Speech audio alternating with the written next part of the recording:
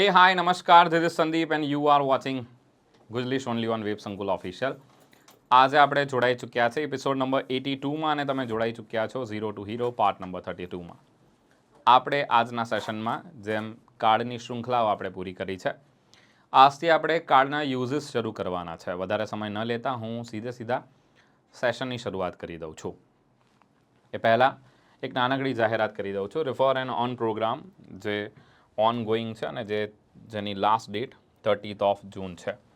30મી જૂને આ કાર્યક્રમ પૂર્ણ થવાનો છે અને યસ, એના અંતર્ગત તમને ક્લાસરૂમ કોર્સીસ ઉપર, પ્લાનર કોર્સીસ ઉપર, સ્માર્ટ કોર્સીસ અને સબ્જેક્ટ વાઇઝ જે કોર્સીસ છે એમના ઉપર તમારા રેફરલ કોડનો યુઝ કરીને કોઈપણ વ્યક્તિ જો કોર્સ બાય કરે છે, પરચેસ કરે છે, એને મળવાપાત્ર રહેશે 50% ડિસ્કાઉન્ટ. અને જેનો રેફરલ કોડ યુઝ થયો હશે, એટલે કે તમારો રેફરલ કોડ યુઝ થાય છે, તો એને 15% રિવોર્ડ મળવાપાત્ર રહેશે. આ રિવોર્ડ તમે તમારા રોજિંદા ખર્ચ વગેરે માટે યુઝ કરી શકશો. અને વધારે કોઈ ડાઉટ છે, ક્વેરી છે, તમે આપેલા જે નંબર છે તેના પર કોન્ટેક્ટ કરી શકશો. Let's start R today session. આજે આપણે સિમ્પલ પ્રેઝન્ટ ટેન્સથી શરૂઆત કરવાના છે અને ઇન ડિટેલ આ ટેન્સીસની, એટલે કે ઇન ડિટેલ આ સિમ્પલ પ્રેઝન્ટ ટેન્સ છે એના દરેક જે યુઝિસ છે તેની ચર્ચા કરવાના છે. Let's start.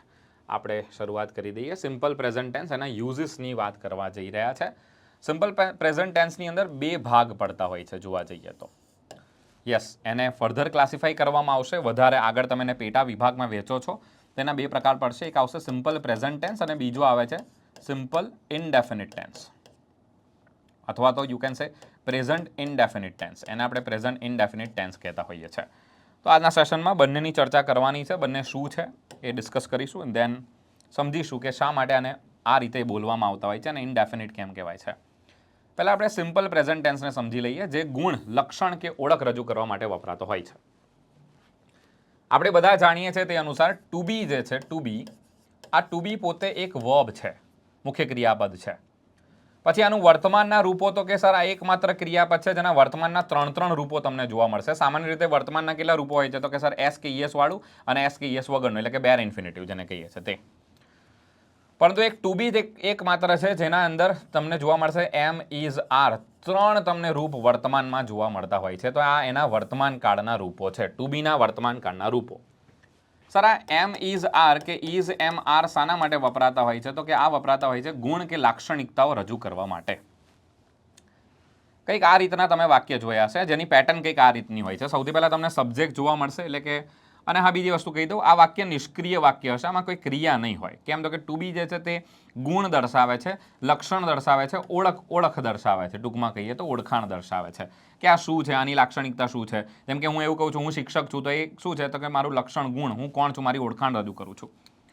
સૌથી પહેલાં આપણે સબ્જેક્ટ મૂકીશું, ત્યાર પછી આ સબ્જેક્ટના એકોર્ડિંગ તમે જે સબ્જેક્ટ છે એના જેન્ડર અને એના નંબરના એકોર્ડિંગ તમે અહીંયા two Bina Rupo, I mean જે ટુ બીના વર્તમાનના રૂપો છે ઇઝ, એમ, આર, એ 3માંથી કોઈ એક પસંદ કરીને મૂકો છો. એના પછી તમે યા તો નાઉન મૂકશો યા તો એડજેક્ટિવ મૂકશો. ફોર એક્ઝામ્પલ હું એવું કહું છું કે હી ઇઝ ઓનેસ્ટ, તો આમાં તમને જોવા મળી જશે કે સર અહીંયા હી કોણ છે તો કે સર હી અહીંયા સબ્જેક્ટ છે.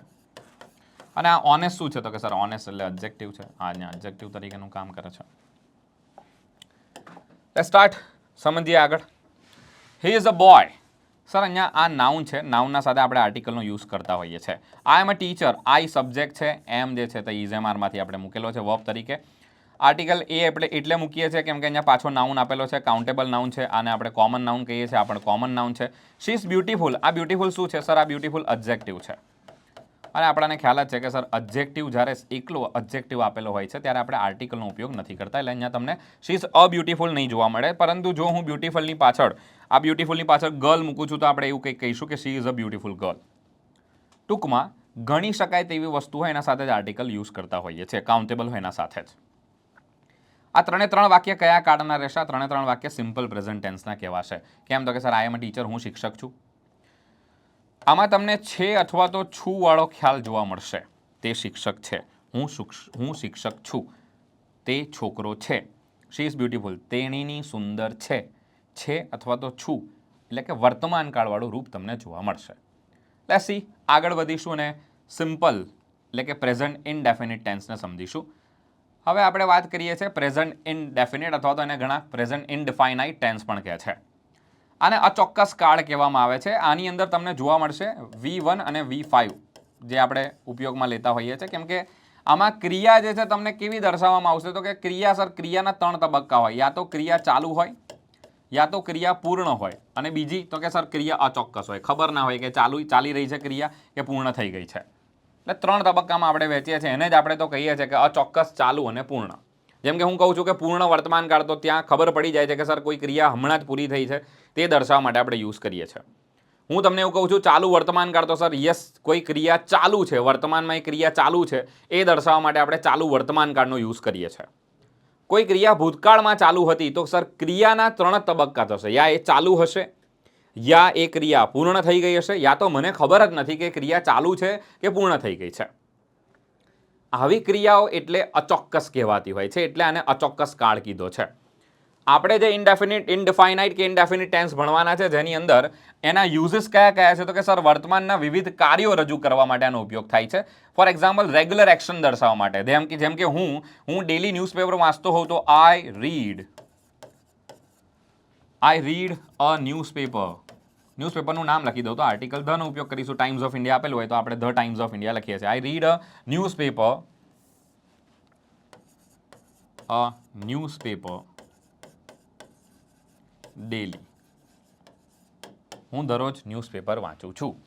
તો સર અહીંયા ડેલી, એવરીડે, આવા બધા શબ્દ જે છે તે શું દર્શાવે છે તો કે સર તે રેગ્યુલર એક્શન દર્શાવે, રોજિંદી ક્રિયાઓ, જેને આપણે રોજિંદી ક્રિયા કહેતા હોઈએ છીએ. સર આ રોજિંદી ક્રિયા દર્શાવતા હોય છે. ઇરરેગ્યુલર એક્શન્સ દર્શાવે એટલે શું તો સર ઇરરેગ્યુલરનો અર્થ થાય છે અનિયમિત. ફોર એક્ઝામ્પલ આપણાને ખ્યાલ જ છે કે મોટા ભાગે આપણાને કચ્છ બાજુ ભૂકંપ આવતો જોવા મળે છે, તો અર્થક્વેક્સ કમ ઇન કચ્છ. તો આ વાક્ય પણ શું દર્શાવે છે કે સર આ અનિયમિત બાબત દર્શાવે છે, ઇરરેગ્યુલર બાબત. પરંતુ હા એ ફ્રેક્શન્સમાં તો ફ્રેક્શન્સમાં પણ થતી હોય છે. જાપાનની અંદર પણ આપણે અર્થક્વેક્સ જે છે તે જોવા મળતા હોય છે. અર્થક્વેક્સ કમ ઇન જાપાન. તો અહીંયા તમે શું દર્શાવ્યું છે તો કે સર આ અનિયમિત, ઇરરેગ્યુલર જે ક્રિયા છે તેને દર્શાવવા માટે પણ આપણે પ્રેઝન્ટ ઇનડેફિનિટ ટેન્સ અથવા તો સાદો વર્તમાન કાળ જ એનું જ રૂપ છે એક પ્રકારનું, એ દર્શાવવા માટે આપણે યુઝ કરીએ છીએ. હેબિટ દર્શાવવા માટે, ફોર એક્ઝામ્પલ કોઈ વ્યક્તિ છે, એટલે કે કોઈ ધારી લો કે કોઈ XYZ વ્યક્તિનું નામ લખીએ. For example Chinu smokes. Chinu cigarette પીવે છે, એટલે સ્મોક કરે છે, સ્મોકિંગ કરે છે. તો ચીનુ સબ્જેક્ટ છે, પછી આપણે અહીંયા વર્બ મૂક્યો છે સ્મોક્સ. હવે અહીંયા આગળ ઓબ્જેક્ટ લખવાની જરૂર નથી, કેમ કે આપણે એલા ક્રિયાપદો ભણીએ છીએ, ટ્રાન્ઝિટિવ વર્બ, ઇનટ્રાન્ઝિટિવ વર્બ, જેને ઓબ્જેક્ટની જરૂર પડે છે, જેને ઓબ્જેક્ટની જરૂર નથી પડી, સકર્મક, અકર્મક જેને કહેવાય છે તે. આગળના સેશન્સમાં શક્ય હશે તો એક લેક્ચર સ્પેશિયલી એનો લઈ આવીશું. તો ચીનુ સ્મોક્સ અહીંયા આ સબ્જેક્ટનું કામ કરે છે અને અહીંયા વર્બનું કામ કરે છે. સર આ થર્ડ પર્સન સિંગ્યુલર છે, એટલે આપણે ક્રિયાપદને SKS લગાડીએ છીએ. ચીનુ ધૂમ્રપાન કરે છે, તો સર હમણાં કરી રહ્યો છે, નહીં ખબર.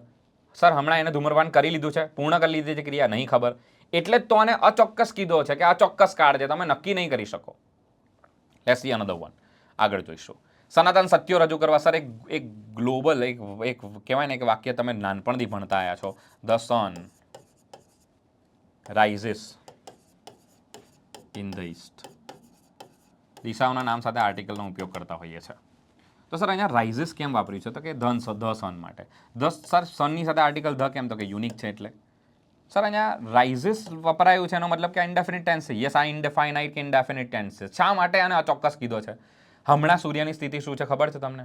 ઉગી રહ્યો છે, ઉગી ચૂક્યો છે. સૂર્ય પૂર્વમાં ઉગે છે. બસ આપણે આવું બોલતા હોઈએ છીએ. આજે ઉગ્યો તો હા સર, ગઈકાલે ઉગ્યો તો હા સર, આવતીકાલે ઉગશે હા સર. સનાતન સત્ય આને જ કહેવાય છે, જે ગઈકાલે, જે કદી બદલાવાના નથી, તેને આપણે યુનિવર્સલ ફેક્ટ કહીએ છીએ, યુનિવર્સલ ટ્રુથ કહીએ છીએ.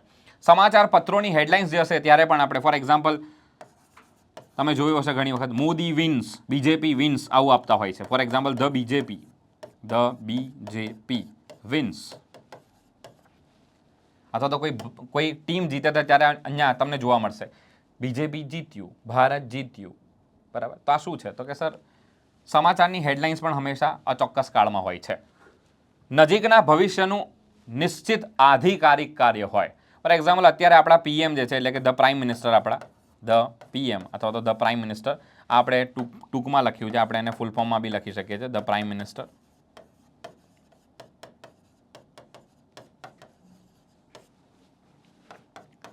વિઝિટ્સ અથવા તો લીવ્સ, જતા હોય તો આપણે નથી કહેતા લીવ્સ ફોર અમેરિકા, અમેરિકા જવા નીકળ્યા છે,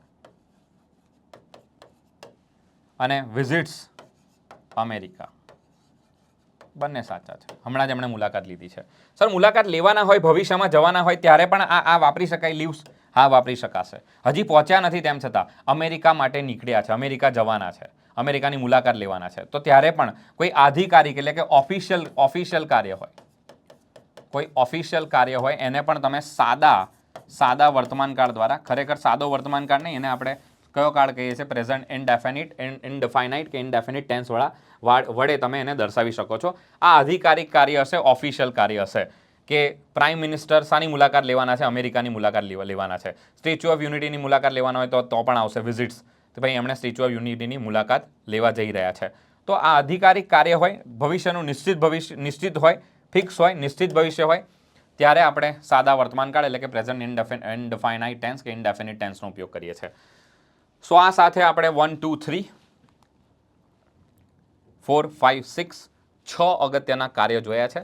હજીના સેશન્સમાં પણ આપણે એટલે કે આવનારા સેશન્સમાં પણ આપણે એને વ્યવસ્થિત રીતે સમજીશું. આજના સેશનમાં તમે શું ભણ્યા છો? તો કે સર સાદો વર્તમાન કાળ જે છે એને 2 ભાગમાં વહેંચાય છે. એક હોય છે સિમ્પલ પ્રેઝન્ટ ટેન્સ અને બીજો હોય છે પ્રેઝન્ટ ઇનડેફિનિટ ટેન્સ જેને કહેતા હોઈએ છીએ. અને અચોક્કસ કાળ પણ કહેવાય છે, અનિશ્ચિત કાળ પણ કહેવાય છે, કેમ કે આમાં ક્રિયા ચાલુ છે કે ક્રિયા પૂર્ણ થઈ ગઈ છે એનો ખ્યાલ આવતો નથી, અચોક્કસ રહેશે. અને સાદો વર્તમાન કાળ સિમ્પલ પ્રેઝન્ટ ટેન્સમાં તમે ટુ બીના જે વર્તમાનના રૂપો છે ઇઝ, એમ, આર, એનો ઉપયોગ આપણે કરતા હોઈએ છીએ. સામાન્ય રીતે યુ સાથે આપણે આરનો ઉપયોગ કરીએ છીએ, ધે સાથે આપણે આરનો ઉપયોગ કરીએ છીએ, વી સાથે આપણે આરનો ઉપયોગ કરીએ છીએ, ધે સાથે આપણે આરનો ઉપયોગ કરીએ છીએ, આઈ સાથે આપણે એમનો ઉપયોગ કરીએ છીએ, હી, શી અને ઇટ સાથે આપણે ઇઝનો ઉપયોગ કરીએ છીએ. સો આ સાથે ફ્રેન્ડ્સ અહીંયા હું આ સેશનને પૂર્ણ ઘોષિત કરું છું. મળતા રહીશું આપણે નેક્સ્ટ એપિસોડની અંદર. ત્યાં સુધી જોતા રહો વેબ સંકુલ. આઈ હોપ તમે બધા સ્વસ્થ હશો, મસ્ત હશો.